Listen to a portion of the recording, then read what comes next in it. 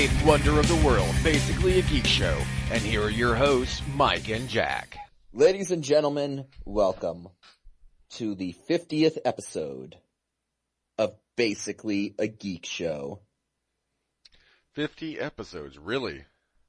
Actually, it's more like 52, because we had 2 in the can that never got made because of computer bullshit.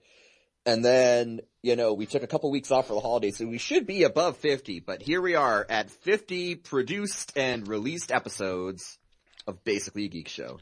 We can into relevance. Woo! Doing the things and the stuff.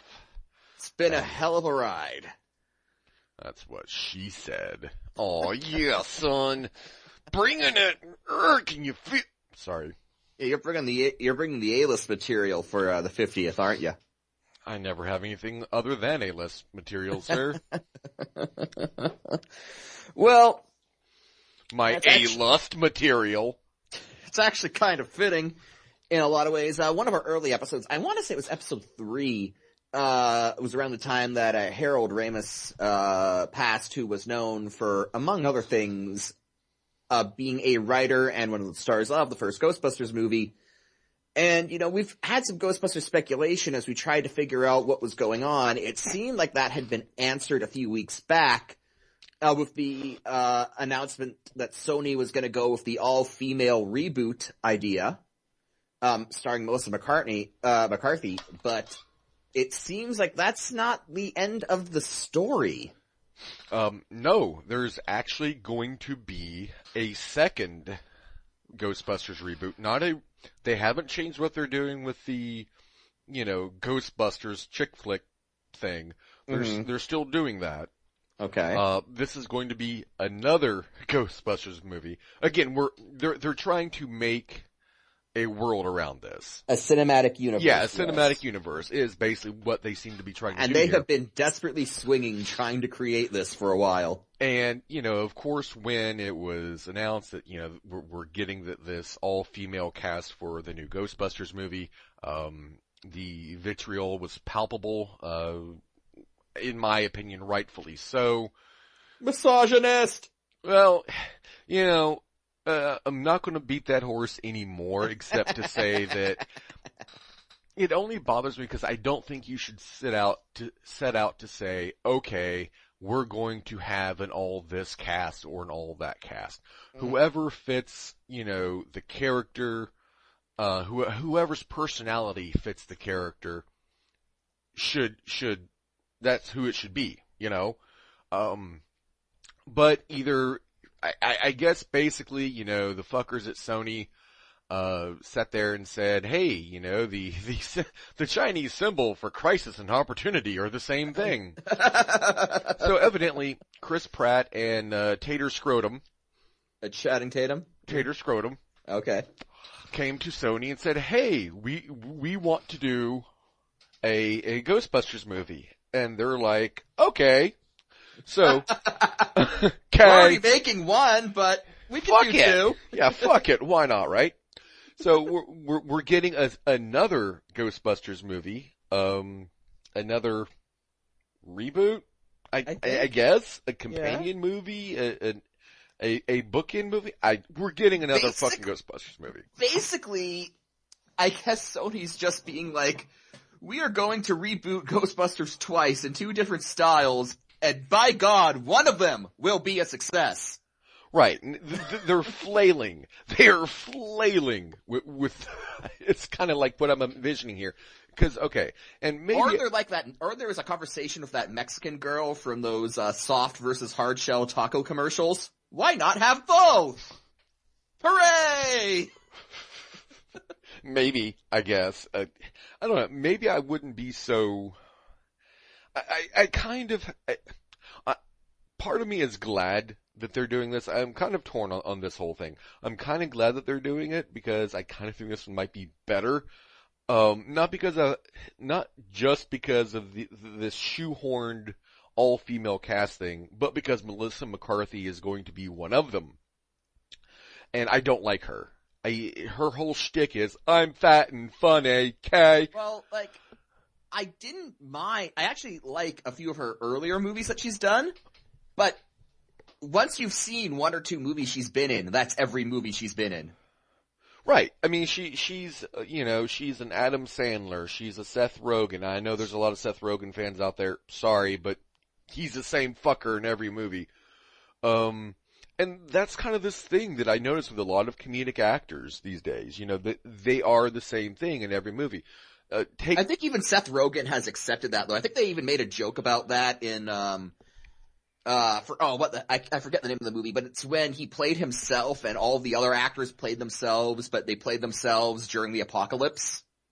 Oh, yeah, God, This Is the End, I think it was called. Yeah, something like that, yeah, but, Seth Rogen, they make a joke at Seth Rogen's expense, and since he was one of the writers of the movie, I think he's well aware that he is basically the same person in every movie. Yeah, and the thing is, okay, and I'm sure there are other examples, but this is the first one that springs to mind.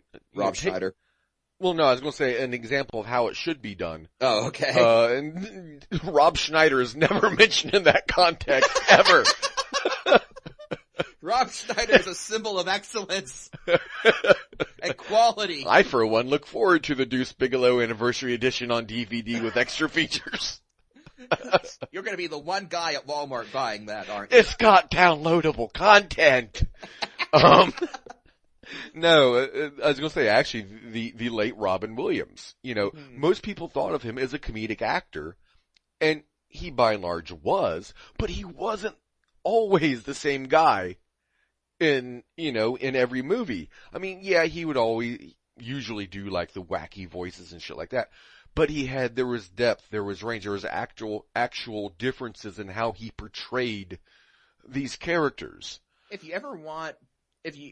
people ever say that Robin Williams only played one character his entire career, point them to the movies Insomnia and 1 Hour Photo. Right, exactly. Damn. And even Man of the Year, which was basically a comedic movie, but also a political satire. Is that the one where he played Jon Stewart? Basically, yeah. Where the premise is who what is if Jon also, Stewart were elected president? I heard, leaving The Daily Show. Yeah, Jon Stewart's retiring from The Daily Show, yep. I'm not sure whether I'm happy about that or what. It's weird. On basically a sports show, when we brought this up briefly, I'm going to repeat myself here. I feel that, okay, yes, The Daily Show started with Craig Kilborn, so it's not like Jon Stewart's been there since day one, but I'd argue that the show has become so, synonymous with Jon Stewart that it's probably best to just end it when he leaves instead of trying to find a replacement. Yeah, but they're not going to do that. I mean, okay, you could have used the same logic and rationale with the Tonight Show. And they probably should have. They probably should have, right? Yeah, you're like, yes, my point exactly, Jack. But I'm just saying, in spite of itself, the Tonight Show has continued to persist. Long since its relevance, in my opinion, is over. But it's still a thing. It's I hate to use your terminology. It's an institution, not one. What's my terminology? Not one that I particularly think should exist still, but it's there, and I guess people fucking watch it. So I mean, wait, The Tonight Show, is that David Letterman or is that the one with Jay Leno? No, it's The Tonight Show with Jay Leno. Okay, all right. Nope, it's The Late Show. Fuck. The Late Show. Okay, that's the thing about these shows. They're all the fucking same thing. It's just a different talking head. The only one I kind of like sometimes is Craig Ferguson, but anyways. So anyways, yeah. So we've got these actors who kind of are the same person in every movie, and that's my beef with a lot of this thing that we've Melissa McCarthy. Yeah. She's just one of those, and that's my beef with her basically. So we've got this new Ghostbusters reboot, the new reboot, which to me is just Sony, as I said, flailing. And I wouldn't be so hard on them as I was going into earlier if it weren't that this is just kind of their MO now. They take something, they don't seem to really know what they want to do with it except in the broadest sense. And that broadest sense seems to be the same objective that they're trying to apply to as many things as possible. Again, their macro strategy is also their micro strategy. Try to make a cinematic universe with as many things as they can possibly think of to get away with it. And one of them will achieve some form of relevance. Please, why won't you like us? Mm-hmm. Well, I had heard, and this had kind of broke when their dealings with Spider-Man had come out, that Sony, the parent company Sony, the electronics company in Japan, was not happy with the way that the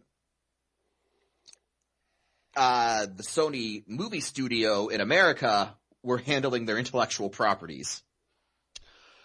I can't imagine why. I mean, don't they like Spider-Man rebooting mid-film? All of a sudden, in the middle of the movie, Uncle Ben gets shot in a different way again, and it's just... he just fucking materializes. Fucking Doctor Who pops up, spouts some gobbledygook, and gets off the screen, and then we're back at the start. Yeah. And that's almost the sense that I'm getting with the directions they're taking these Ghostbusters movies.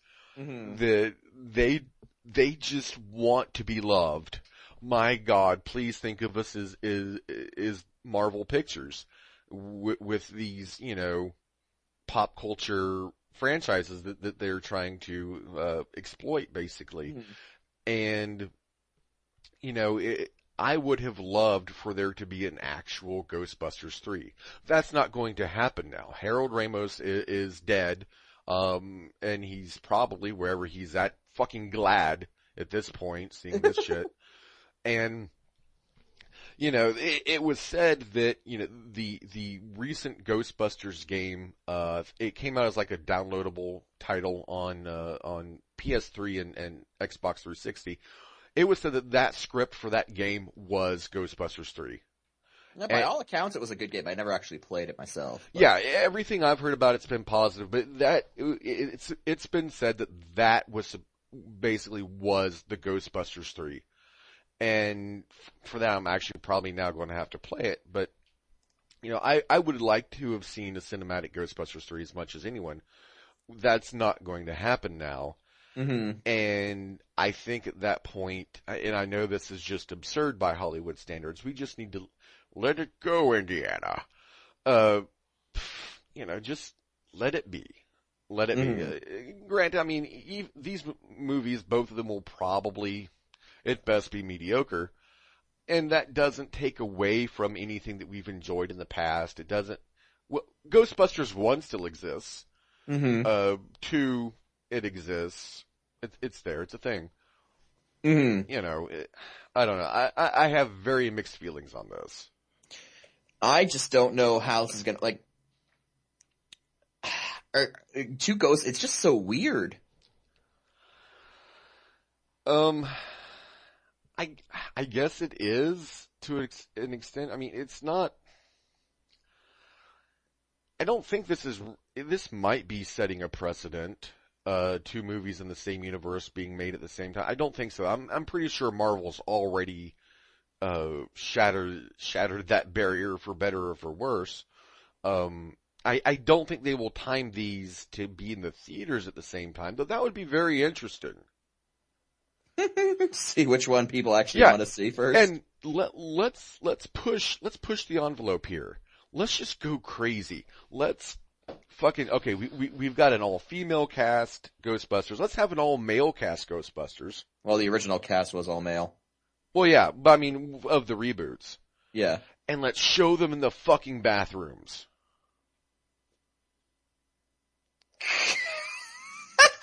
I know, I could hear your gears turning on that one. It took you a second, but you eventually got to where I'm at. Good job.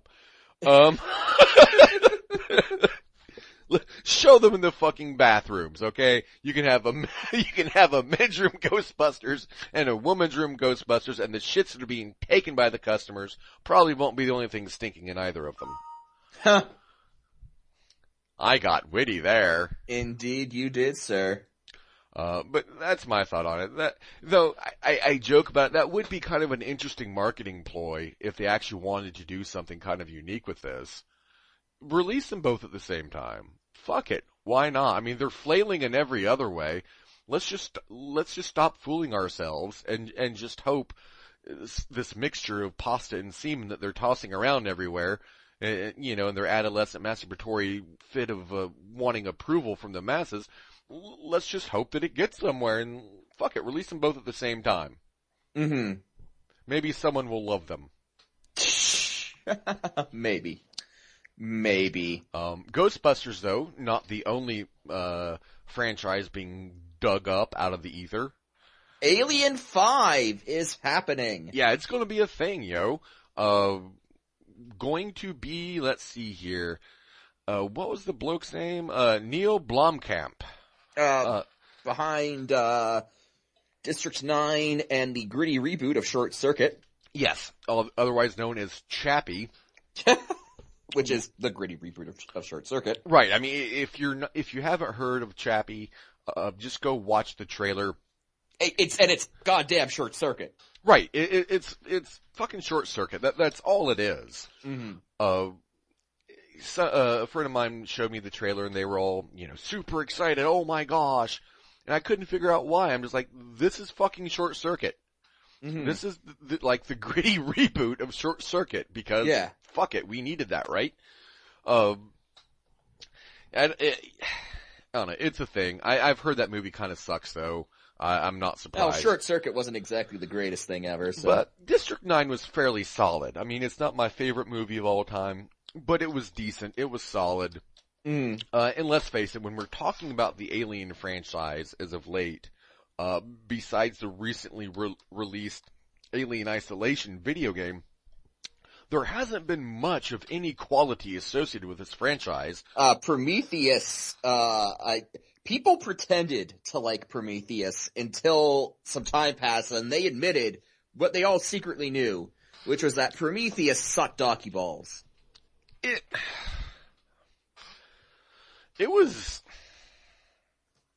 Prometheus wasn't bad. It wasn't what it could have been though, and it wasn't what I wanted it to be. It wasn't good either. I never said it was good. I didn't say, but it was not good. I never said it was good. I'm just saying it wasn't bad. Mm-hmm. I mean, it wasn't like this fucking, floater in the toilet bowl of cinema. I mean, we've got so many other worse candidates floating around out there now. Looking at you, Amazing Spider-Man 2.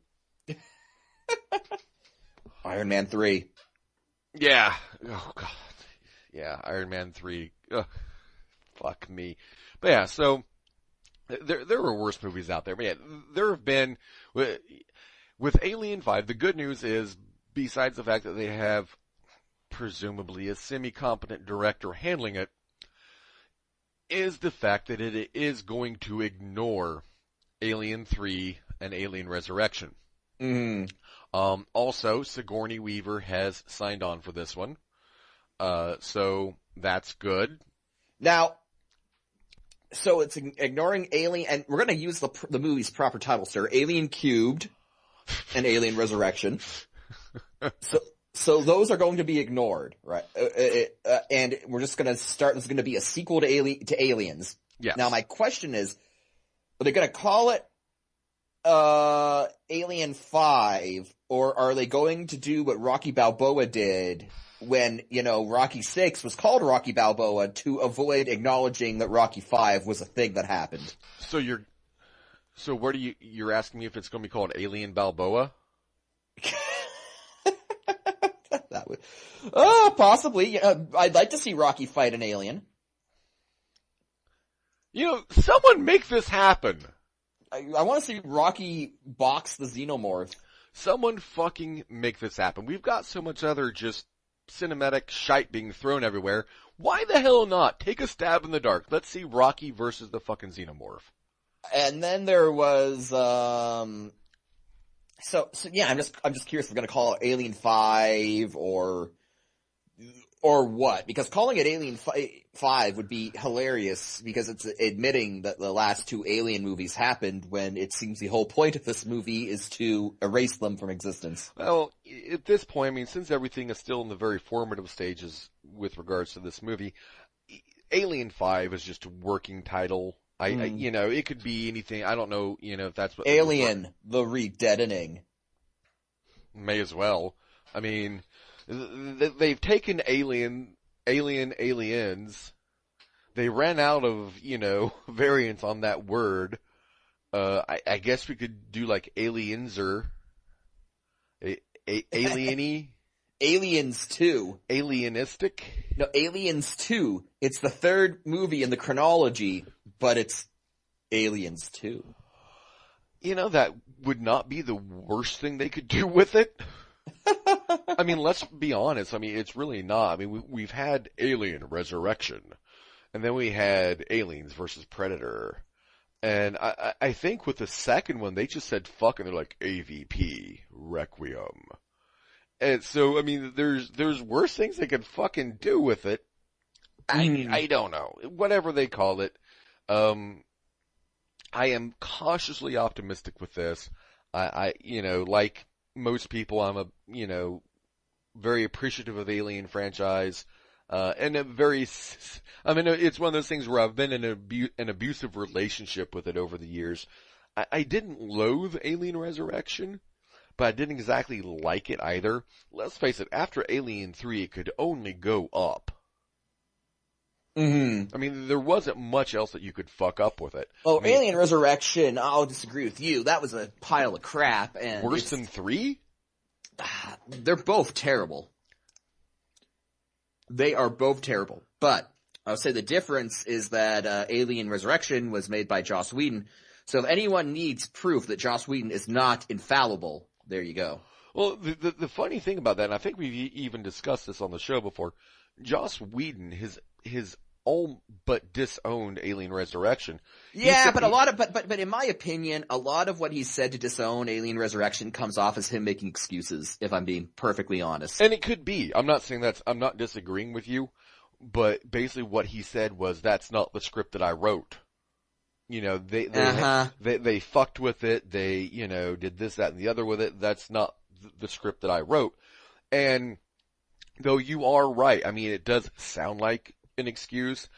However, this kind of thing does happen in Hollywood all the time. You know, they have a writer do a first script, and then, you know, the corporate execs come in and they're like, we need Nazi robot dinosaurs. Because, you know, their little nephew's bar mitzvah's coming up, and they want something awesome for him to see. So they're like, you know, put in Nazi alien dinosaurs. And so they have to rewrite the script to include Nazi alien dinosaurs. And both of these movies, Alien 3 and Resurrection, would have benefited from Nazi robot dinosaurs. For that matter, most movies would, especially The Notebook. I mean, why the hell not? Good Will Hunting. You know, The Room. Many movies could have benefited from Nazi alien dinosaurs. But anyways, I digress. But you have these other writers that are brought in. And, you know, they alter the script, or in some cases completely write over it. Mm-hmm. And the thing is, they still had Joss Whedon work on a script. Now, you know, who are you going to have as your credits for your script writer? Are you going to have, you know, a Joss Whedon or a David Goyer, or are you going to have, you know, Tom Fuckall over here, who's an intern that they drug in one weekend, held a gun to his head, gave him some coke, and said, write a fucking script? No, you're going to go with the big name. So, though, yeah, I do get it where you're saying, he's just making excuses, and that could be it. But it also, there may be truth to it. Mm-hmm. Yeah, it's probably somewhere in the middle. It's probably, they most likely did take a few key scenes. They probably did alter a few key aspects of the script. And he's also making excuses for the parts of it that were his. Mm-hmm. Probably somewhere in the middle, as truth tends to be with things. That's my take on it. But we're getting an Alien 5. It's taking the first step in the right direction, by admitting that the last two cinematic installments in the strictly xenomorphic aspect of the franchise were just garbage. Though I personally think Resurrection wasn't as bad as Alien 3. That's just me, though. No, the thing that makes me think that Alien Resurrection was closer to Wheaton's vision that he perhaps admits is the fact that, if you look at the main characters from that movie, they actually bear a striking resemblance to the leads in Firefly, the lead characters in Firefly. And so I can see where maybe the ideas that he was working out for Firefly kind of had their genesis with this movie, and, you know, they're still prominent in it, which leads me to believe that at least a good portion of the script is his vision. Well, my problem with Alien Resurrection was never the characters that were in it. It was what was happening around them. Mm-hmm. You know, the plot that they were put into. You know, if they had found some other mechanism by which to write Ripley back in, though I guess the whole clone thing is as good as anything, I suppose, if you got to bring someone back from the dead. I mean, it would have been nicer had they just not fucking killed her to begin with, but maybe they just felt that was the death of the franchise. maybe they felt the deuce they were dropping with that movie. And it's, again, I iterate, I can't stress this enough. You know it's bad if I hate it. Mm-hmm. I like some pretty bad stuff. I can find the diamond in almost any pile of shit that's cranked out. And even me with in spite of all my grouchiness on the topic, I tend to be an optimist when it comes to movies. If I'm going to invest 2 hours of my life sitting there staring at something, I may as well try to enjoy it. If I say that a movie has failed, it means that I found nothing redeemable in that movie at all. Mm-hmm. And Alien 3 was just... Alien Cubed. You're not going to let that go, are you? Yeah, that was the title of the movie. It was the font of the... Fine, it was Alien Cubed.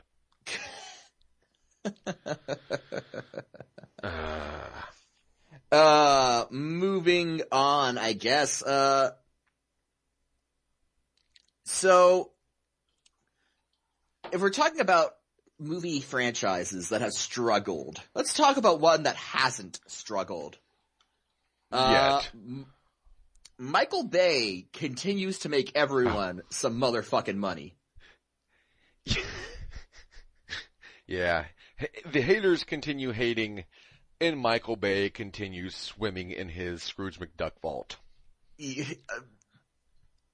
It was announced that the most valuable and profitable film of 2014 was Transformers 4, Age of Extinction. This was a movie that when it came out, I went to bat for it. I thought, in an objective analysis, it was much better than, certainly much better than Dark of the Moon, and I said it was even better than, certainly much better than Revenge of the Fallen, and I thought it was better than Dark of the Moon.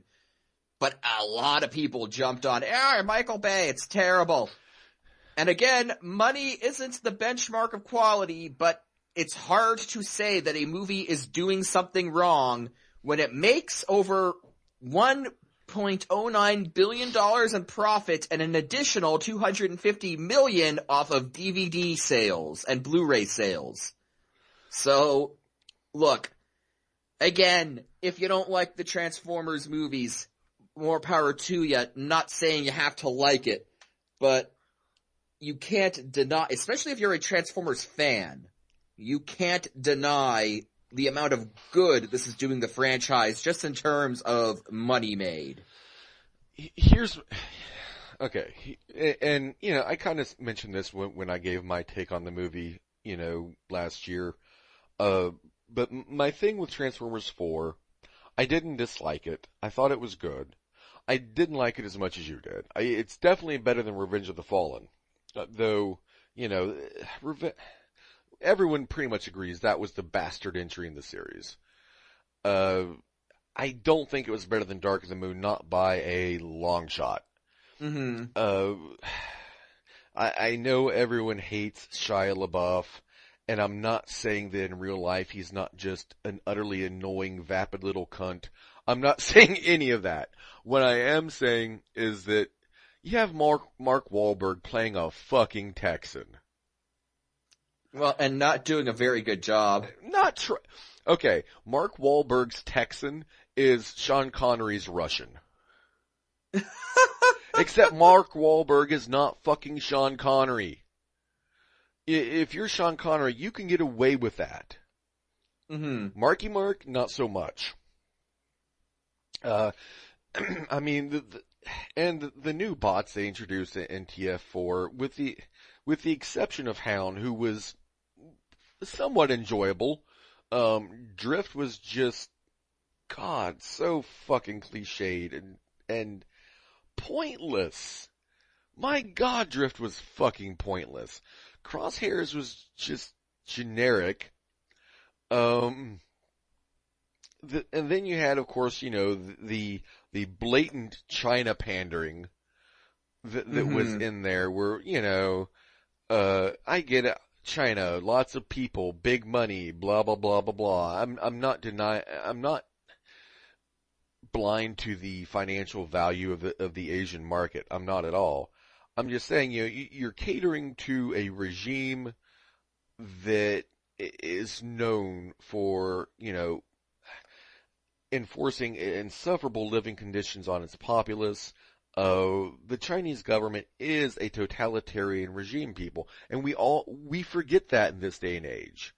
This mindset of the Cold War has gone, and in some ways that's good, but in some ways not so much. It is still Red China. And I know that sounds very archaic and perhaps even draconian to some, but it's the truth. I'm coming from a generation that grew up, seeing the wall come down, and you've seen that one sorry bloke sitting there in Tiananmen Square holding his shopping bags presumably full of Twinkies, Ho-Hos, and Pabst Blue Ribbon that he spent his entire paycheck on. And, he's staring down a tank, and you don't see the brown stain in his pants, but you think that it's there. Mm-hmm. And you grow up and you see that, and you become very acutely aware of the China that you don't see on TV, that you don't see in movies, because if they put that in the movies, the Chinese government bitches, they pull the movie, and then that studio, that production company, doesn't make the revenue in that market. Mm-hmm. So not only is China controlling their own media, to a degree they're controlling ours by shutting off their market to our, culture if we don't, play ball with them. Mm-hmm. And we're not only playing ball, we're playing with their balls. Mm-hmm. Nom nom, China's nuts, kind of a thing. And I know I'm going off on a bit of a tangent here, but it pisses me the fuck off. Because we used to care about this kind of fucking shit.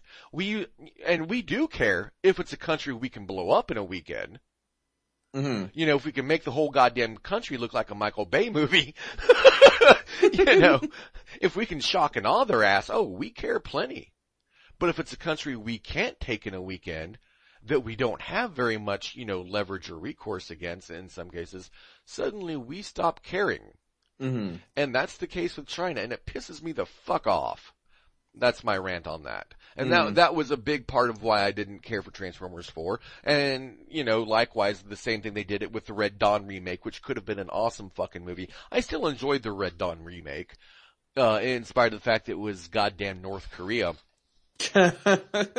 I just, in my mind, pretended it was China. Honestly. But it was North Korea. Right, but I was drunk enough to make myself think it was China. And god damn you do not take that away from me. Fuck you. Sandwich artist. Fill this bag with bread. But again, Transformers 4, made a crap ton of money, more than any other movie in 2014. It'd be interesting to see where things go, with Transformers 5, now that we know that Michael Bay is most definitely not going to be making it. It'd be hilarious if they get a new director for Transformers 5 and it absolutely bombs. It's like, well, I guess Michael Bay knew what he was doing after all. Well, that's just it. Okay, whoever they get to direct Transformers 5, they're not going to depart from the formula. They're going to be directing it, asking themselves, well, what would Michael Bay do, most likely?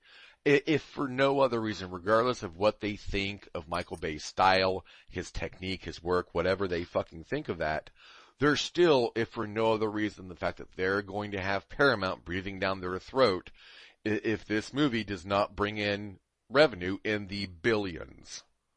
Mm-hmm. Because that's the bar that's been set. That was set with Dark of the Moon. It's been, reinforced and expanded upon with Age of Extinction. Transformers 5, whatever doofy little subtitle they choose to give it, it had better, hit the billion mark or come damn close to it. Well, I mean... So, all these people who are like, oh, Michael Bay sucks, get over yourself, stop being an elitist jackass. But more to the point, Michael Bay sucks, but he is making them money. And I'll get on what I think about that here in a second. But because of that, whoever they bring in, they are going to try to at least to a degree, direct that in the style of Michael Bay. Because unless the studio says Michael Bay not doing it opens up the opportunities for a new director, for a new style. They'll say that, yeah. Sure, they'll say that because they don't tell me they didn't want Michael Bay to direct that fucking movie. I'm sure they did. No. I'm saying they did, but I'm just saying that someone might decide that the opportunity is there and purposely seek out someone who will make a different kind of Transformers movie. No, I don't see that happening. Now, would that be a good thing? Maybe. I mean, the people who are clamoring, wanting Michael Bay to be gone and who think he's a shite director and all this other stuff. Okay, fine. In spite of what I said earlier, fine. That's your opinion. You're entitled to it. But think of how much worse it could be, just wanting change for its sake. And if you're saying to yourself, anyone could be better than Michael Bay, have you ever heard of M. Night Shyamalan? Or, Uwe Boll. Who the fuck is that again? Exactly. He's just the absolute worst. Bunch of failed video game adaptations. He has made a shit ton of B movies that are just the worst. Right. So, and Paramount is not going to trust its billion-dollar baby to radical experimentation. They're just not. It is worth noting that, Transformers 3, Dark of the Moon was the first movie in Paramount's history to break the $1 billion mark. Wasn't that the first movie, period, to break that? No, there have been billion-dollar movies before Dark of the Moon. Okay. Titanic, for one. See, and that's what I'm talking about. That, the whole thing of, well, you can't deny it's making money. No, you can't. And I am going to, for a moment, switch hats here, and I will lend some verbal aid to the people who have been criticizing what Michael Bay has been doing with this franchise. The Tommy Lee Jones said it best. A person is intelligent. People are dumb and dangerous. Mm-hmm. And just because something enjoys popular approval does not make it a good thing. What you eventually end up with is the cinematic democracy. It's the capitalist system, and it is, hey, capitalism, all for it. But what you end up with is everything ends up getting boiled down to the lowest common denominator, just like it does in democracy. So instead of something experimental and different and going in a more responsible direction, a more experimental and bold direction, they find what works. And they replicate it, and they replicate it, and they replicate it, and it's worse now than ever. The Marvel movies, this Transformers franchise, they say, oh, well, it's going to be all new, and we're doing look at all the different stuff we're doing. And when you watch it, it feels the same, because at heart it is the same, because they're taking what works. They've bastardized themselves into templates. Well, Almost every movie we see now is a fucking template. I will say, in terms of Transformers, no, the Michael Bay Transformers movies aren't good because they make money, although I think you, and I'm not just speaking about you, I'm talking about a general you, would have to be incredibly fucking naive to think that it's not important, that the money being made isn't important. But no, I'd say what makes the Transformers movies good is the fact that they are suitable action flicks that play on enough nostalgic chords to make them a bit more enjoyable than just your average action flick.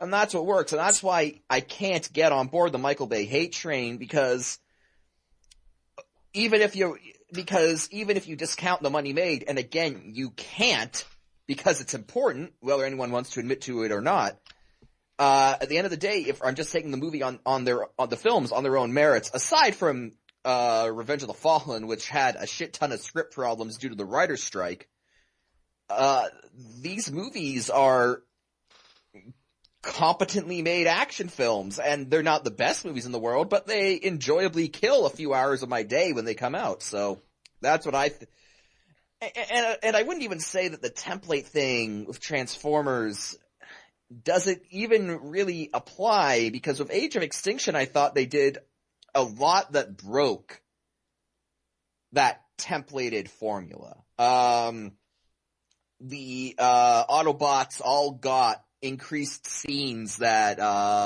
increased their characterization. They got more scenes, increased characterization. It wasn't Megatron as the villain. I mean, Galvatron was a reborn Megatron, but he was sort of a side B-villain to Lockdown. Optimus Prime was no longer, robot Captain America. He had, quite frankly, a really beleaguered and worn down character in this film. He's ready to just walk away from Earth before even, solving the main problem, until he's talked out of it by Mark Wahlberg. In terms of evolving, as a franchise, I would say that Transformers Age of Extinction broke Transformers out of a template.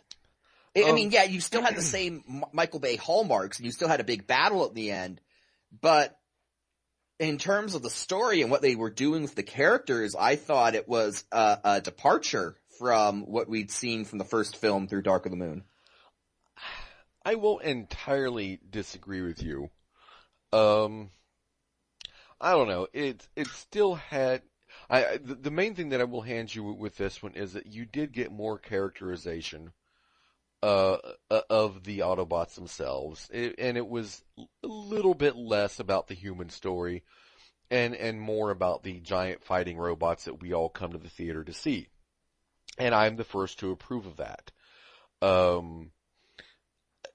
I think the movie I still think it could have done a lot better in that regard, though. And this goes back to what I said before. The whole thing with the Knights of Cybertron, expand a bit more of that, please. A bit less of fucking China, and a little bit less of cameras lovingly panning over bottles of Bud Light,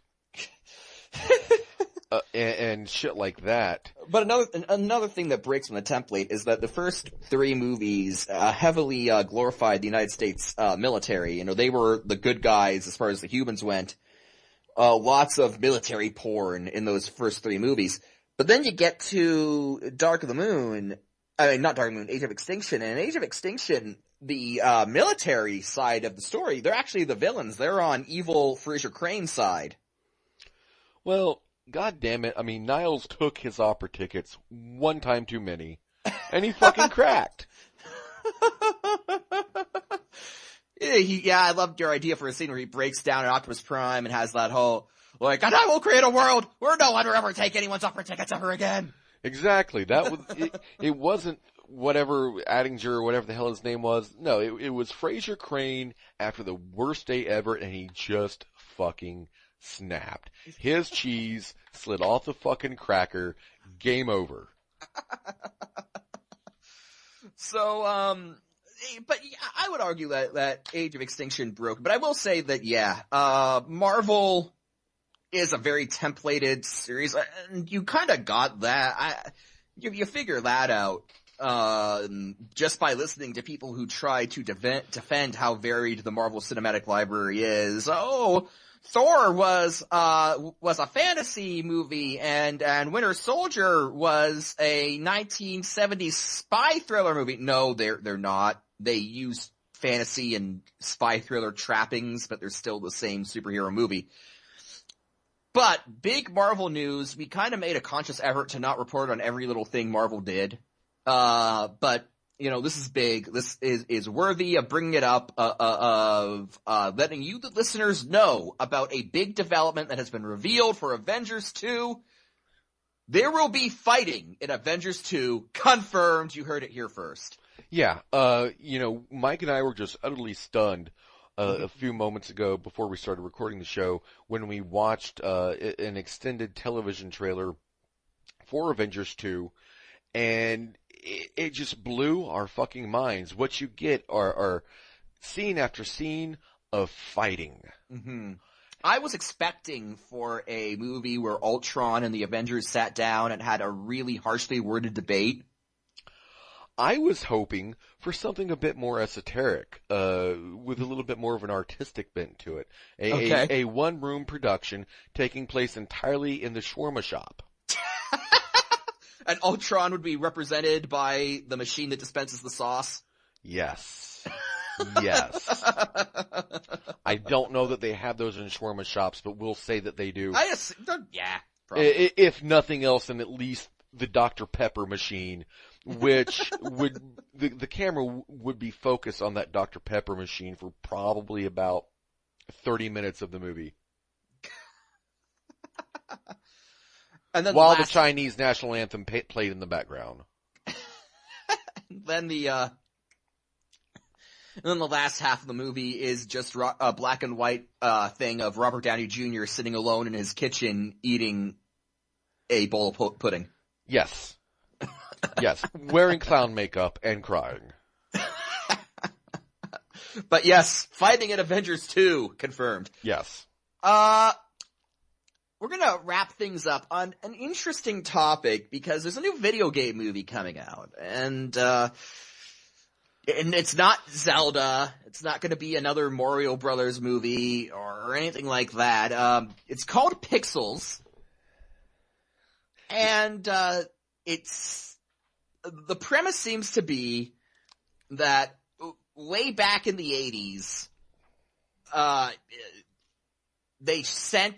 NASA sent a rocket into space that contained a bunch of crap from Earth as a message for peace. Message of peace to whatever intelligent life might stumble across it. And a bunch of video games were included. And now somehow the actual video game characters are returning to Earth in an alien invasion. So you got Pac-Man terrorizing cities and Donkey Kong's on construction sites throwing barrels at people. So, what's going on here? It's a weird movie because it's not really a video game movie. It's a movie with video game intellectual property. I know in terms of retro gaming, sir, you are the expert among the two of us. So, what say you? Well, here's the thing. I mean, this idea, it's not anything new. I mean, we had Wreck-It Ralph, which in turn was just homage after homage to retro gaming in general. Mm-hmm. And it was a good movie. Now, when you initially said, hey, you've got to see this, you're either going to love it or you're going to hate it. I was wondering, what you exactly meant by that, and as I watched it, I began to get enthusiastic. Like the first 10, 20 seconds of the trailer, you're like, oh, hey, this looks really cool. And then you see Adam Sandler. That's what I meant when I said you're either gonna love it or hate it. And then I'm like, okay, well, it won't be that. And then you see Kevin James. And then you're just like, oh, fuck me. God damn it. And they've got little, like, Mini Coopers, color-coded, like the ghost from Pac-Man. They're chasing the giant Pac-Man around a city. Yeah, Jesus. And Kevin James gets, like, barrels thrown at him by Donkey Kong. Because he's a fat man and can't run and it'll be funny. Look, I'm a fat man. If I run, it's not going to be funny. It's going to be sad. It's going to be very sad. Very sad indeed. And, okay, here's my thinking on this. And this actually kind of tied in with something I heard about earlier this week as well, which I'll go into here in a moment. But, you know, it's not a movie, like you said, about a video game. Mm-hmm. It's a movie in which, you know, video games of a specific era are used as, you know, a integral part of the quote-unquote plot. I'm just gonna say, in terms of plot, this rips off an episode of Futurama. Well, you know, anytime that you have the word plot applied to anything containing Adam Sandler, I mean, you're already kind of gripping onto things with a very tenuous thread. I'm convinced that Adam Sandler movies at this point exist solely for him to have a vacation and make some money while doing it. Probably. Adam Sandler, he should have stopped after Waterboy and the world would have been a better place. Well, 50 First Dates was pretty good too. I disagree. That movie's creepy as fuck if you think about it. You're creepy as fuck. Shut your whore mouth! Anyways. But it kind of got me thinking, and there's another movie that's being talked about right now. I don't think it's actually been committed to, but it is in the formative stages, and it's simply entitled Console Wars. Okay. It would presumably star Seth Rogen. Really? Yes. Okay, so what would that be about exactly? Well, I mean, the title Console Wars, harkening back to the early to mid 90s era of video gaming where it was Nintendo versus Sega. We all know who won that war. PlayStation. Yeah, basically, yeah. But the funny thing is, Nintendo still has more money than Sony. Yeah, you're telling me that Nintendo... Not Sony's computer entertainment division, fucking Sony. Well, yeah, you were telling me that Nintendo is so loaded that they can afford to release shit after shit title for 50 years and not actually be in any financial risk as a company. Right, and that's not an exaggeration. Which explains why they've shunned third-party developers. It's like, we don't need you. They don't care. They have no fucks to give. They've got the fucking money, and they can take risks. They can bankroll experimentation like they've done, you know, with the Wii, with the Wii U, with the 3DS. People aren't buying the Wii U? Well, fuck them. We don't need them. Right, you know. And Nintendo takes gambles. They've always taken gambles. It's kind of the nature of the beast with them. Except with Pokemon. They have kept that shit formulaic. Well, yeah, but I mean, on the whole, when it comes to, at the very least, hardware, I mean, you know, even Nintendo's flops eventually go on to become something useful. I mean, okay, the Virtual Boy. Right. That's not useful. You say that. But the same technology that went into the Virtual Boy ended up giving us the 3DS. Really? Yes. It's the logical iteration of the same technology, refined over decades, and they revisit the idea. Their first effort at immersive 3D gaming, an abject failure. Their second... I wouldn't call the 3DS a success, because when I turn the 3D function on my 3DS, my eyes bleed. Right, but I'm getting to that. They came out with the 3DS. Okay, the 3D it's there. It's a thing as long as, you're wearing a fucking traction neck brace and your head doesn't move. But the thing is, they at least knew it because they gave you the option to turn it off, and the 3DS became a successful platform. Now they have the new 3DS, now with actual 3D, that you can, have natural head movement while playing, and you can still see in fucking 3D if you want. It does still become a bit tiresome after a couple of hours. You probably shouldn't sit there and just keep staring at it, ad nauseum for that long time, for hours upon hours. But you can. If you personally have that tolerance for it, you can do it. The 3D won't give out. You'll give out before it will. And it does stay persistent, if you move your head naturally and aren't shaking it around and having, a fucking earthquake fit. As long as you're not having a seizure, you can still see 3D. So it took them a few tries, but they did eventually make it work. With the original Nintendo. Now you had, that was a period of intense experimentation with peripherals and motion control and all this other shit. I mean, even back from the days of the 8-bit NES, you had things like the U-Force and the Power Glove. The Power Glove, of course, it's so bad. Literally, it was so bad. And I remember as a kid. But he loved it. Right, I remember as a kid, I wanted one. Because it looked awesome and cool and blah, blah, blah. And now, of course, in retrospect, it had panels and shit on it. I mean, that looked right. awesome. Yeah. Right. And, and now I'm glad, of course, that I didn't get a plate of that all-you-can-eat feces buffet. But at the time, I thought it was awesome. And you had the U-Force, which I did have one of those, actually.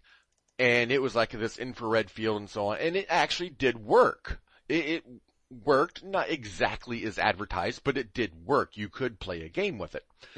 But now, they, of course, over the years took that technology and we ended up with the original Wii, which, now say what you will about the Wii, it was an immense financial success because it brought people into video gaming that had never done it before. Grandpa could work out his rheumatism with a fancy new bowling game. Did I ever tell you what it was like in the Depression when we would bowl? We took Nazis' heads and bowled with them. We made do with what we had. They were good times. But, so you had that going on. And my underlying point here with this is that Nintendo, yes, they do some wacky, crazy shit because they don't give a fuck. They know eventually they will find something that works. They don't give up. They stick to their guns, and sometimes that's a good thing. Sometimes that's a very bad thing. Yes. You've got two of their best franchises that have been woefully neglected, Star Fox and Metroid. Hey, Nintendo, do you want to make a Star Fox game that's actually a Star Fox game? That would be sweet. Yeah, and we haven't had an actual home console, set-top box console release of a Zelda game, a new Zelda game. I'm not counting Hyrule Warriors. I'm not counting that. Majora's Mask. We'll just re-release that. Come on. Right, and we haven't, and when I'm talking I'm not talking a portable console release because you have the Link Between Two Worlds, which I haven't played, but I look to get. It's a remake of Link to the Past, which is my favorite Zelda game. So I'm not counting portable console releases. I'm kind of an actual, I guess you could say, quote unquote, AAA production. We haven't had one of those in years. You had the Wind Waker HD remix, and now, of course, you have the Majora's Mask. Bleh, fuck Majora's Mask. My point here is, with this retro gaming thing, and as it applies to movies, you're seeing it become mainstream.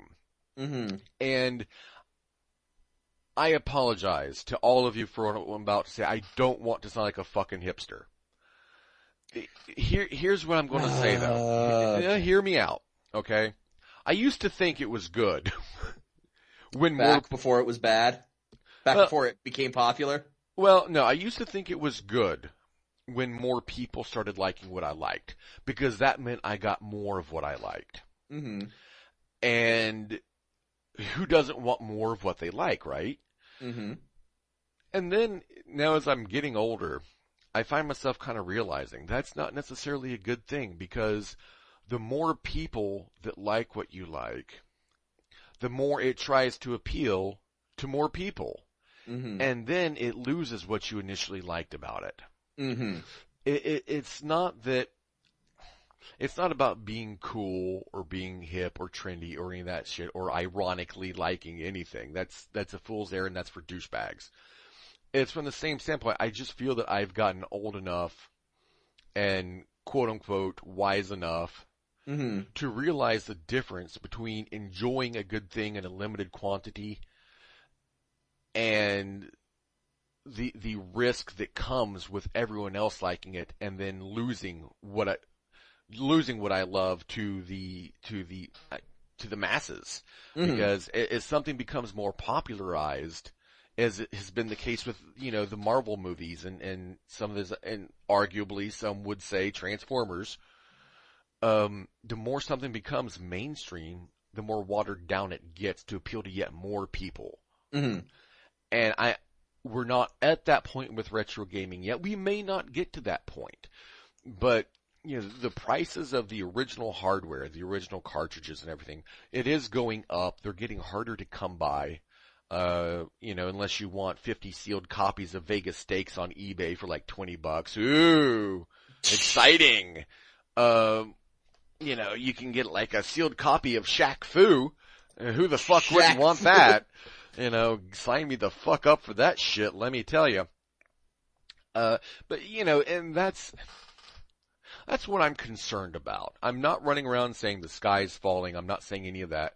I'm saying that I'm concerned that if this becomes too big of a thing, if this does go fully mainstream, that you will see, prices of this old hardware go up, Mm-hmm. which will then bring on the other thing of, you'll see a lot of these get digital releases, which is good, because it already is impractical to, create a full NES collection, for example, without having tens of thousands of dollars because of how expensive some of these games have gotten. And a lot of times it's not because they're good games that everyone wants. It's because, this game was rare. And in one case, a title called Little Samson on the NES, it was a good game that is rare. And so now people aren't getting to play that game and experience that game in its original format because the collectors have gone out and paid $800 per cartridge, Mm-hmm. Something like that. And so there's always this good and the bad that comes with these kinds of things. And I would like to see these games get a virtual release. But at the same time, I don't want to see it get so out of hand that it ends up, even with those becoming higher priced because you can get them now, Mm-hmm. and things like that. I'm going to come right out here and say this, and check the laws in your local jurisdiction before doing this. Get a fucking emulator. Get a fucking emulator. Play the fucking games in most cases. It's a practical way to see if you like any of these these old titles before going out and spending, $40 on a Contra cartridge or something, Mm-hmm. which is what I had to do. Couldn't it be argued, though, that mainstream success brings with it the opportunity to bring a lot of these games back into the mainstream via mass re-releases? And that's basically what I just said. No, I know, but you're kind of coming down on basically you're coming down on the collectors for basically driving up aftermarket prices. I wouldn't say I'm coming down on them. I mean, it's not like they're intentionally doing it. They're not sitting there like some kind of comic book villain saying, "Ha ha!" Well, some of them are. But on the whole, I mean, your average retro game collector, they're a person about my age, early to mid 30s, who just want to play, these older games that they grew up with. Mm-hmm. And in some cases, they want to collect them. They want their children to experience them too. Because a lot of these games are great for the younger set, whereas, what would you rather your kid playing? GTA 5 or, Life Force or Contra or Castlevania or something? Well, I guess what I'm saying is I kind of see a parallel to what happened with Transformers toy collecting, in that when the generation that grew up with G1 Transformers reached their 30s, you saw this massive increase in price for used G1 toys on the aftermarket, jump up because everyone wanted to collect them. Eventually it got to the point where Hasbro was like, shit, we can make some money off of this, and they re-released a lot of the G1 toys, sold them at Toys R Us, and, they fed that demand until that market kind of, ebbed away. So, I guess what I'm saying is, you're still kind of in that beginning stages as far as retro games go. The success of a lot of these third-party consoles that can play all of these old games across multiple systems, the success, like the extremely high rates that a lot of these retro games are going for on the aftermarket, eventually what's going to happen is Sony, not Sony, but Nintendo, might say, hey, we can make some money off of this. We'll re-release the original NES and SNES. And hell, they'd probably sell better than the Wii U. Well, that's not saying much at this point, sadly.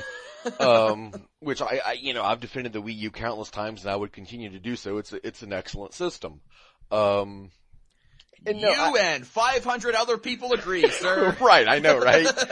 Me and the other guy who's got one like it, what the fuck? I don't know what y'all's problem is. No, I mean, and it's not an all bad situation. I'm not saying, oh my god, it's the end of the world, blah, blah, blah. I'm not saying that at all. All I'm saying is that, there is good that can come from this, and there's a lot of good that can come from this. One, I mean, these a lot of these old games already have been re-released in digital form. Not even just on the Wii U Virtual Console and on the 3DS Virtual Consoles. Not even just on those. Even on like PlayStation 3, you can get like a Sega Genesis compilation. And things like that. I mean, these old arcade compilations like from Midway and Namco, things like that, those have been around for years. I mean, you used to get those on the fucking PS1, for Christ's sakes. That's nothing new. What? I was just gonna say, to relate a story of mine, this past Monday, so about a week ago, when I went on a citywide hunt for Monster Hunter 4. If anyone in the Kitchener-Waterloo region is listening to this and is looking for Monster Hunter 4, save yourself a lot of aggravation and just buy it online, because guess what? The entire city is sold out. But over the course of that adventure, which saw me in a Target that had descended into a state of anarchy, there was a jar of pickles on the DVD rack in the DVD section. Boxes everywhere, crap just piled up on the floor by the shelves. It was anarchy. But my point is, I saw throughout the search, I continually saw this game where Nintendo was releasing, I think it's called the NES Value Pack or something. But it's basically a single DS cartridge that they sell you, a card, and on this thing, you can play Super Mario Brothers, you can play Zelda, Metroid, and all that crap from the original NES. So it kind of seems like they're starting to get it, that, hey, there's a demand here, we can milk this retro game thing, and, if it continues, it honestly wouldn't shock me to see the NES get re-released with some of the marquee titles. It wouldn't surprise me to see the Genesis get re-released if Sony has the wherewithal and the funds necessary to do it. Well, okay, an NES and Sega, SNES re-release would not happen, and I'll tell you why. And I actually have some coherent thoughts on this, because I was thinking about that same thing the other day, actually. Okay. And I sat there and I thought about it, and as I thought it out, I steadily became more and more disappointed with the conclusion that I reached. Okay. I would love to see that happen. I would love to be able to go back into, a Walmart and see Nintendo cartridges hanging on the wall, maybe even with some new games coming out, because new games are still being made in that style and on that format kind of a thing. But it won't happen for one simple reason. You have the digital downloads. I mean, physical media itself is kind of going out. No, I refuse to give up on digital media. Physical media. Right, and I'm there with you, but I'm just saying it like it is. I could have bought Monster Hunter from the Nintendo eShop, but I actually want a copy of the fucking cartridge. Yes, Mike, we know. But my point here is that they're not going to do that when they can bolster or augment sales of their existing systems, the 3DS and the Wii U, by offering these on the virtual console. They're not going to re-release new hardware and spend the money on the R&D or on the reconfiguring, whatever it takes to get this manufacturing set back up. Because knowing Nintendo, that they wouldn't just remake an identical NES using the same specs and all this other stuff. And even if they did, you're talking a substantial dollar outlay on their part to begin manufacturing these things again. Mm-hmm. When they can just re-release the games on digital download, almost no overhead except for, server and bandwidth and all that other shit. And of course the localization and the formatting for the respective platform. In short, it's not going to happen. They make more money with less cost by offering these original titles in a digital format that you can just download. That is something about the Wii U that sucks ass. The largest hard drive you can get on a Wii U is 32 gigs. Mm-hmm. Okay, that's fine if all you're downloading are NES games, because these things are like a few kilobytes or a megabyte a piece. That's chump change. But, okay, so I was looking for a copy of, Hyrule Warriors, because the local source hadn't had it. I could have downloaded it on the virtual console. Mm-hmm. 17 fucking gigs. Well, that's half my fucking hard drive. Way to go, Nintendo. Suck my nuts. Mm-hmm. Why the fuck would you put a 32 gig hard drive and then offer 17 gig games on your fucking virtual store? I've got both of them. And then your system starts fucking locking up and giving you errors, and you're like, what's going on? Yeah, because it's tighter than a virgin's ass on prom night. That's why. It's madness. But with these retro games, you can fit all of the things onto your 32 gig Wii U hard drive. Hell, you can fit most of the things onto your piddly ass 4 gig 3DS micro SD card, and it's fine. Mm-hmm. So yeah, they're not going to re-release these games because of, in a physical format because of that. My concern here is that again, this is I would say an unlikely thing, is that once all of the good that can come out of this has occurred, meaning that you can get most of these games in digital format, which that in turn has, lowered the prices on the physical media, because now there's less demand because the people that just want to play the game and don't care about original hardware or any of that shit, they've got the game, they're playing it, they're happy as a pig in shit. And so then therefore that's one less segment of the demographic that's out looking for the original hardware. So then that makes the prices go down because there's slightly less demand and everyone ends up happier. Once we reach that plateau of bliss, then it starts to go downhill, where you see, original games once again made in this format, and they're not like the good games like the Shovel Knights and things like that, like the indie releases that have been pretty good over the last few years. It's not things like that. It's, we're back in the battle days of retro gaming, which, you had shovelware, crap, and you start seeing that shit again. Mm-hmm. Which, if you want that now, just, go play a mobile game. Mm-hmm. But, yeah, and that's kind of what I'm saying, and just kind of this permeation of the culture that could occur, and I'm personally, I have a mixed feeling about that. Yeah, there's good that can come from it, but there's also, I don't know, it concerns me slightly as well, is all I'll say. I gotcha. And with that, I think we're gonna wrap up episode 50 of Basically a Geek Show. You can catch us on all of our platforms, on Twitter at A Geek Show, email us basicallyageekshow@gmail.com, on Stitcher, Spreaker, YouTube, iTunes, all that good stuff. Jack, I sincerely hope that retro gaming doesn't go that way, but I will say one thing. We need more Donkey Kong. I'll agree with you on that. And Centipede. Definitely agreed on that. And so with that, for Jack, this is Mike, signing off. Good night, ladies and gentlemen.